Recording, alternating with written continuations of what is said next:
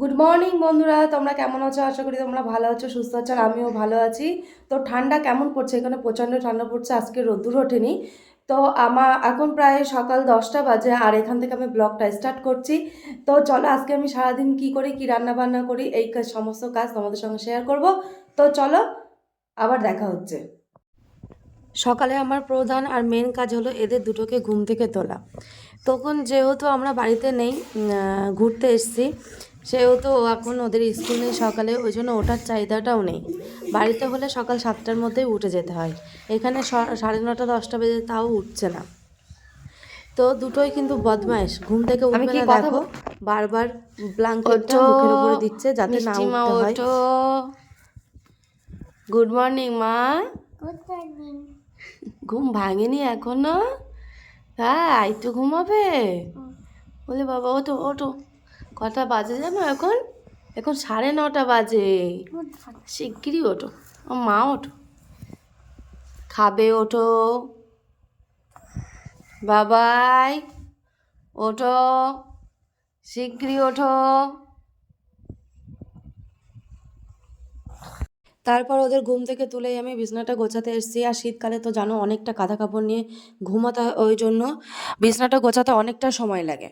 তো আমি একে একে আমার কাজগুলো করে নেব। ওদিকে করে ব্রাশ করছে, আর তারপরে যাব রান্নাঘরে। আর সকাল থেকে তো আমাদের এটাই কাজ, বিছনা গোছানো, ঘর ঝাড় দেওয়া, বাসন মাজা, রান্না করা, আর ছেলেমেয়ের খেতে দেওয়া, বরের খেতে দেওয়া। এটাই তো কাজ সংসারের মধ্যে থাকলে, যেহেতু আমরা হাউস ওয়াইফ, বাইরের কোনো কাজ থাকেই না। তো একে একে আমরা এই কাজগুলো করে নেব। তো আমার বিছানাটা গোছানো এদিকে প্রায় হয়ে গেছে। তারপরে আমি একটু রান্নাঘরের দিকে যাব। রান্নাঘরের দিকে গিয়ে ওদের দুধটা গরম করব। সকালে ওরা দুধ আর বিস্কিটই খাবে, কারণ সকালে ওরা দুধ আর বিস্কিটটাই খায়। আর দুধ বিস্কিট ওদের পছন্দ নয়, ওদের জোর করেই খাওয়াতে হয়। দেখো আমি দুধটা গরম করে নিয়ে গ্লাসে ঢেলে নেব। নিয়ে এবার ঘরে যেতেই দেখলাম কারেন্টটা অফ হয়ে গেছে। তো ওই ভিডিওটা আমি ফোনে ফ্ল্যাশ দিয়েই শ্যুট করলাম। আর দুটোই দেখো কী করছে, ঘুম থেকে ব্রাশ করে এসে বসে আছে। আর ছেলে দুধ খাবে না বলে পাশে চলে গেছে, যে জোর করেই খাওয়াতে হবে। খুবই বদমাইশ। আর এখানে এসে তো পড়াশুনোটা একদমই হচ্ছে না, শুধু ঘুরেই বেড়ানো হচ্ছে, একদম স্কুলের কাজ কোনো কিছুই হচ্ছে না, সব কিছু জোর করে করাতে হয়। এদিকে কাজগুলো সারতে সারতেই তারপরেও আমি ওদের বই নিয়ে বসাবো, একদিকে ওদের বই পড়াবো, তারপরে ওইদিকে আমি রান্না করতে যাব। তো চলো, তার মধ্যেই দেখলাম ওর বাবা চলে এসছে, দেখি হাতে জিলিপি নিয়ে এসছে। আর এখানকার মিষ্টি না আমাদের একদমই পছন্দ হয় না, কারণ আমাদের ওখানকার মতো নয়। জিলিপিটা নিয়ে এসছিল অনেকদিন পর, তো ভালোও লাগছিল, কিন্তু জিলিপিটা অত আমার পছন্দ নয়। তো সবাই খাচ্ছিলাম দেখো। আহ, তারপরে তার মধ্যে আমি সারাদিনে আর কোনো ভিডিও আমি শ্যুট করতে পারিনি। আমি তোমাদেরকে বলেছিলাম সারাদিনের কাজবাজগুলো দেখাবো, তো একদমই দেখাতে পারলাম না। তারপরে আমি বিকালে টিফিন ওদের জন্য একটু ম্যাগি বানাবো। তো ওরা বললো মা আমাদের একটু সাদা ম্যাগি বানিয়ে দাও। সাদা ম্যাগি বলতে মশলা ছাড়া, মশলাটা ওরা দিয়েই খাবে। তার মধ্যে দেখলাম ওর পাপা বাড়ি চলে এসছে ডিউটি থেকে, বললো একটু চা করো। তো আমাদের দুজনের জন্য 2 কাপ চা করে ঘরে নিয়ে চলে গেলাম। তো ও খেয়ে এক্ষুনি চলে যাবে ডিউটিতে। তারপরে আমি আমার একে একে কাজগুলো সেরে নেব। তারপরে আমাদের রাত্রে রান্না আছে, রান্নাটা করে নিতে হবে। তার মধ্যে আমার সকালে মাংসটা এনেছিল, তখন আমি রান্না করতে পারিনি, তো আমি বিকালেই রান্না করব। তো আমি রান্নাঘরে চলে এসেছি দেখো। এবার আমরা কিন্তু এখানে এসে মানে মাছটা আমরা খেতেই পাচ্ছি না, কারণ আমরা এই 2 মাস প্রায় কাছাকাছি, তার মধ্যে আমরা তিন তিন দিন মাছ খেয়েছি। আর মাংসটা প্রায় দিনই হয়, কারণ বিএসএফ ক্যাম্পের মধ্যে মাংসটা কাটা হয়, তার জন্য ওখান থেকে নিয়ে আসতে হয়। আর মাছটা সচরাচর তুমি কাছে পাবেই না, তোমাকে পেতে গেলে অনেকটা দূরে যেতে হয়। আর সব সময় তো সম্ভব না দূর থেকে এনে খাওয়ার মতো। তো আমি আমার রান্নার প্রস্তুতি এখানে শুরুই করে দিলাম। আর তার মধ্যে তোমাদের সঙ্গে একটা ব্লগ ভিডিওর মধ্যে আমার একটা চিকেন রান্নার রেসিপি তোমাদের সঙ্গে শেয়ার করলাম। তো আমার চিকেন রান্না তোমাদের যদি পছন্দ হয়, তো আমার ভিডিওর কমেন্ট বক্সে তোমরা অবশ্যই অবশ্যই জানিও তোমরা কে কে এইভাবে চিকেন রান্না করো। আমি কিন্তু এইভাবে রান্না করি, আমার যখন যেরকম মনে হয় আমি সেইভাবেই রান্না করার চেষ্টা করি, কারণ কখনো ভালো হয় কখনো খারাপ হয় জানি না, প্রত্যেক দিনের রান্না তো আর সমান হয় না, একদিন খারাপ হবে একদিন ভালো হবে, এইভাবেই খেতে হবে, কিছু করার নেই। আর ভালো মন্দ নিয়েই তো আমাদের জীবন। তো আমার চিকেনগুলো কড়াইয়ের মধ্যে দিয়ে দিলাম, দিয়ে একটু নাড়াচাড়া করব, ভালো করে একটু নাড়াচাড়া করব, করে নিয়ে তারপরে ওর মধ্যে সামান্য একটু উষ্ণ, এই যে তেলটা ছেড়ে গেল না, তার মধ্যে দেবো একটু নুন, দিয়ে তার মধ্যে ঈষৎ উষ্ণ জল দেব, দিয়ে তারপরে আমি মাংসটা ঢেকে রাখবো। তোমরা দেখো আর বাড়িতে ট্রাই করো যে তোমরা কে কেমনভাবে মাংস রান্না করো। তো আমি কিন্তু এইভাবেই রান্না করি।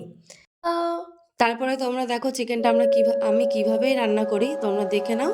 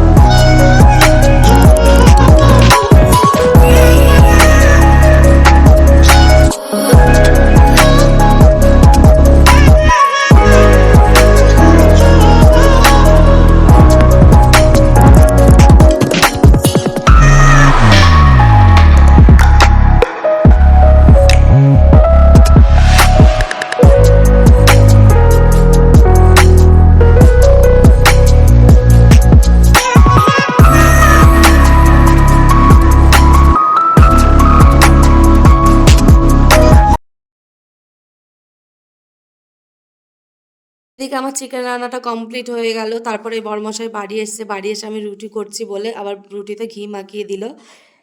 তো বর আমাকে হেল্প করে, আর বউকে যদি বউর কষ্ট যদি বর না বোঝে তাহলে সে কেমন বর, না? তো আমাকে হেল্প করে দেয়। তারপরে আমি খাবারটা বেড়ে নেবো দুষ্টু আর মিষ্টির জন্য। ওদের খাবারটা দিয়ে দেবো, কারণ অনেকটা রাত হয়ে গেছে, রাত প্রায় 9:30 হয়ে গেছে। ওরা সারাদিন আজকে ঘুমায়নি, ওরা কিন্তু দুপুরে ঘুমায়, কিন্তু আজকে দুপুরে ঘুমায়নি। সেজন্য ওদের খাবারটা দেবো, ওরা খেতে থাক, ওরা কিন্তু একাই খাবে, কারণ রুটি লুচিটা পছন্দ করে, ভাতটা একদমই পছন্দ করে না। তা তোমাদের বাড়িতে এরকম কোনো বিচ্ছু আছে যে ভাত পছন্দ করে না, রুটি লুচি পছন্দ করে? তাহলে আমার ভিডিওটা অবশ্যই কমেন্ট বক্সে জানিয়ে দিও। তো চলো, আমার ভিডিওটা আমি এখানেই শেষ করছি। আমার ব্লগ যদি তোমাদের ভালো লাগে, প্লিজ আমার চ্যানেলটা সাবস্ক্রাইব করে আমার পাশে থেকো। তোমরা যদি আমার পাশে না থাকো তাহলে আমি একদমই এগোতে পারবো না, তখন আমার ভিডিও করার ইচ্ছাটাই চলে যাবে। তো চলো, আজকের মতো ভিডিও এখানেই শেষ করছি, আর নতুন ভিডিওর জন্য অপেক্ষা। তো চলো, গুড নাইট, আর কিছুই বলার নেই। তো ভিডিওটা অনেক বড় হয়ে গেছে জানি, আহ, ভিডিওটা অনেকটাই বড় হয়ে গেছে, বেশি লেন্দি হলে না একদমই ভালো না, বোরিং লাগে দেখতে, একদমই ভালো লাগে না। তো চলো, গুড নাইট, আবার দেখাবে নতুন কোনো ভিডিওর সঙ্গে। তো চলো, টাটা, বাই। সবাই ভালো থেকো, সুস্থ থেকো, সাবধানে থেকো। তো চলো, টাটা।